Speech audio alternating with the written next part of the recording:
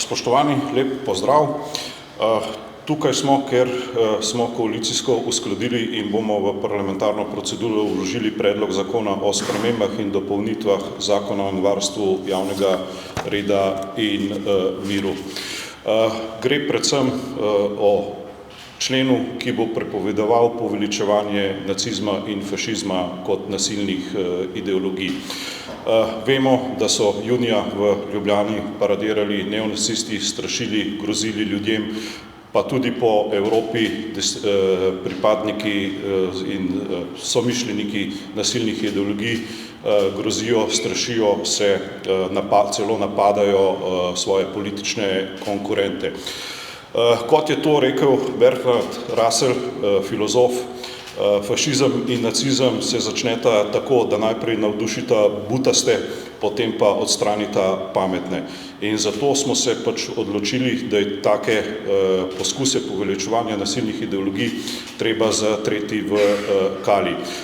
V Sloveniji do zdaj ni bilo takih zakonov, ki bi to izrecno prepovedovali, imajo pa to večina demokratičnih držav, tudi večina sosednjih držav ima v zakonih napisano, da se nacističnih in fašističnih ideologij ne sme poveličevati, zagovarjati ali karkoli propagirati. Tako da ta predlog zakona je vložen zgolj z namenom, da bi zagotovili varnejšo in bolj strpno družbo, da bi v bistvu ohranili vrednote demokracije in to bi seveda ohranili tako, da bi preprečili v kali vsakršno širjenje nasilnih ideologij oziroma zločinskih ideologij, kot sta to nacizem in fašizem. Samo toliko za enkrat, zdaj pa izvolite.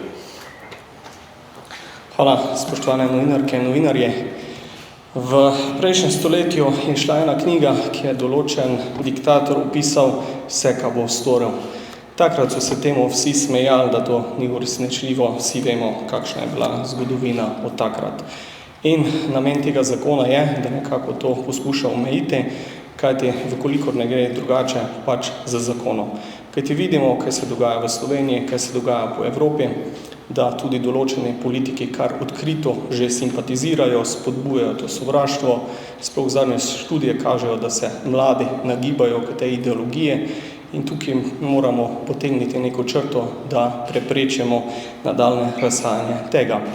Zdaj, kot vidimo tudi iz drugih držav, Velika Britanija, Francija, te sploh zahodne države, ki so vedno strmele zadnja leta k tem ideologijam, sploh pod določenimi voditeljimi, so šla v svojo smer, tako smo dobili zdaj močno laboristično vlado v Veliki Britaniji, Francije so se združili progresivci in upamo, da bodo lahko skupaj z liberalci oblikovali močan blok, da zaustavimo te skrajne ideologije.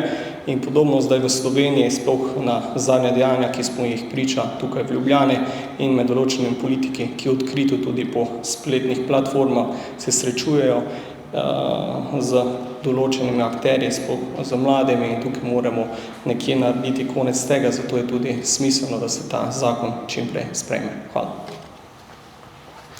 Lep pozdrav še z moje strani. V Levici seveda pozdravljamo, da smo se hitro in odločno odzvali na nedavno stopnjevanje neofašističnih pojavljanj in groženj. Treba se zavedati, in to se zavedamo, verjamem, da se v Evropi fašizem nevarno krepi, postaja vse bolj predrzen in tovrstnim predrznim simptomom oziroma manifestacijam, ki se zgoščujejo, smo v zadnjem času vse pogosteje priča. Paradiranje neofašistov skozi center Ljubljane, napad na knjigarno Mariborka, samo zato, ker so izobesili mavrično zastavo, napad na udeležence parade ponosa, grožnje migrantom in podobno. Tega je vse več in to je treba zaustaviti. Do fašizma, in mi smo zmeraj bili antifašistična država, je treba ohranjati ničelno toleranco. Ne moremo in ne smemo postati družba, ki živi v senci kljukastih križev, smrtnih glav, se pravi simbolov, tistih, ki so v imenu nemškega nadčloveka dobesedno hoteli eliminirati tako imenovane manjvredne rase in manjvredne posameznike ranljivih družbenih skupin, Jude, Rome, Slovane, homoseksualce, psihiatrične bolnike in podobno.